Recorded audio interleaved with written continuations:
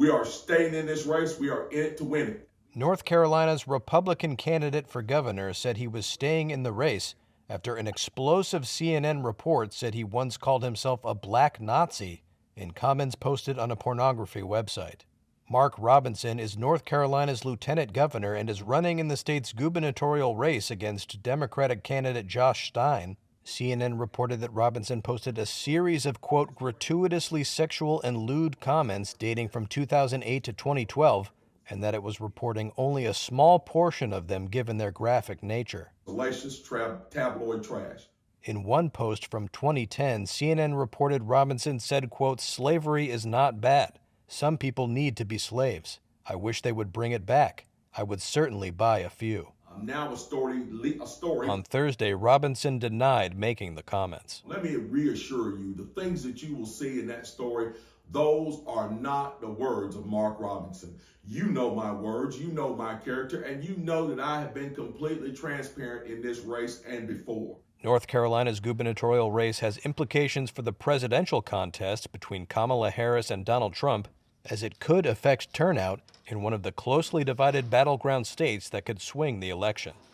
Robinson was endorsed by Trump and has joined him at rallies in North Carolina, including as recently as last month.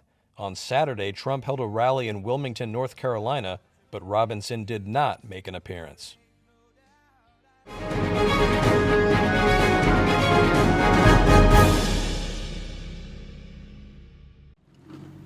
After massive flooding swept through the town of Strony Śląskie, Poland, leaving behind mountains of debris, residents are now faced with a daunting cleanup effort.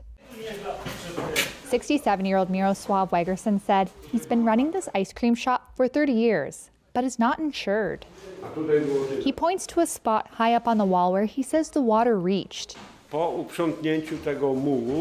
He says there used to be refrigerators in this room and that, quote, everything was flying in the air. Parts of the town of 5,000 people were swamped when a dam burst last weekend during Central Europe's worst floods in more than 2 decades.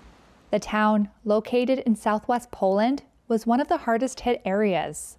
The historic flooding swept away homes and cars, causing billions of dollars in damages and killing at least 24 people. Wegerson says one of his neighbors is among the dead. The first building on the street, the one that is completely destroyed, there was a couple. The wife survived.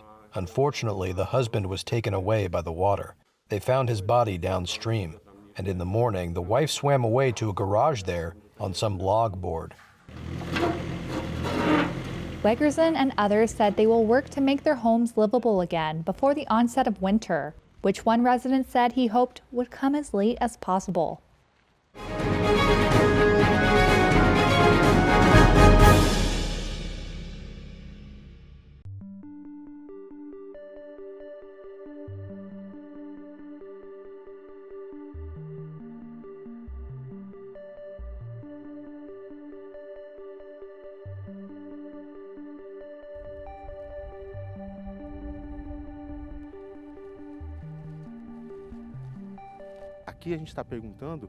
Here we are asking, who is going to pay, for example, for this extreme climate event that is happening here in the Amazon? It's important that we say the most vulnerable and damaged populations, which are indigenous peoples, traditional peoples, fishermen, the people on the outskirts who live in the cities of the Amazon, are the ones who are paying the biggest price for this extreme climate event caused by the oil and gas industries around the world.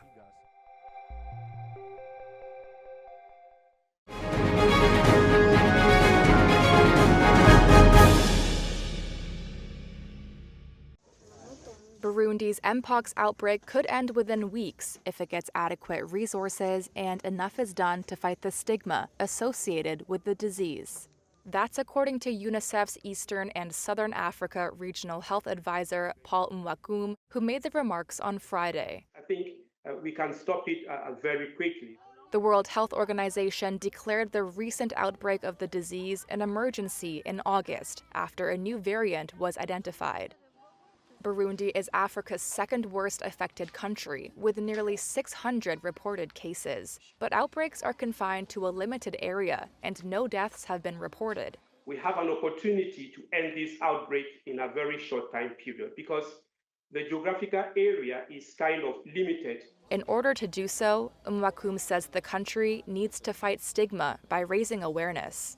Not all of it, but there is a sexual connotation in transmission, and sex in Africa is not something that is spoken of on a daily basis. And if they think you are having a sexually transmitted disease, it stigmatizes you as well in terms of integration in your society. He says Burundi also needs the appropriate resources. UNICEF is appealing for nearly $60 million for 6 African countries, including Burundi. Mwakun says about 2/3 of those infected in Burundi are children under 19. UNICEF is working to revive COVID-19-era remote learning plans so children can continue to learn from the hospital or at home while isolating. The African Centers for Disease Control and Prevention warned on Thursday that the outbreak is still not under control. Cases have been reported in 15 African countries.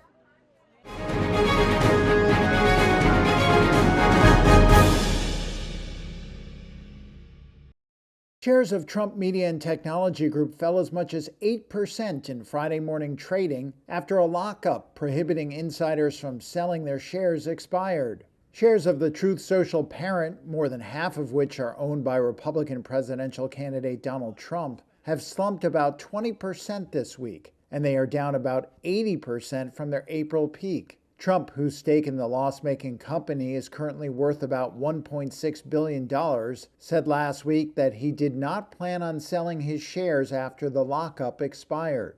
With only a third of Trump Media's stock currently available for trading, any stake sale is expected to rock the shares. One analyst pointed out the expiration of the lockup on insider sales could also lead to more short selling of the stock. Trump Media did not immediately respond to a request for comment.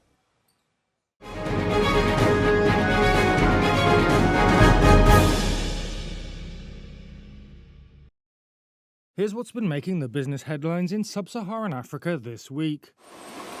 Coca-Cola plans to invest $1 billion in its Nigeria operations over the next 5 years, the country's presidency said on Thursday. Nigeria, with a population of more than 200 million, is seen as a potential market for many global brands. But forex woes, red tape and policy inconsistency discourage some investors. Africa's largest bank by assets, Standard Bank, has said it will allow small and medium-sized businesses operating on the continent to do their banking with the lender in Mauritius. Standard Bank has historically focused its presence in Mauritius on global multinationals and large listed companies. The Indian Ocean island is viewed as one of the easiest places to do business in sub-Saharan Africa, offering an alternative for African businesses grappling with economic challenges on the mainland. Botswana has awarded Guiani Metals a 15-year mining license, the company announced on Wednesday, paving the way for it to become the country's first battery-grade manganese producer. Manganese is a key component in batteries, and demand is expected to be driven by growth in electric vehicles, among other clean energy applications. South Sudan has said it will soon be able to restart pumping crude oil through a pipeline running to a port in neighboring Sudan. Exports through the pipeline halted in February because of damage stemming from Sudan's war. The exports are a crucial source of income for South Sudan, and Sudan takes a cut of the oil as a transit fee. And finally, Zimbabwe's 5-month-old new currency is coming under pressure as increased grain imports eat away at foreign reserves. That puts at risk the government's plan to make it the only currency in the market by 2026. The gold-backed ZiG is Zimbabwe's 6th attempt at a stable currency in 15 years. It was introduced in April and has since lost almost 80% of its value on the black market.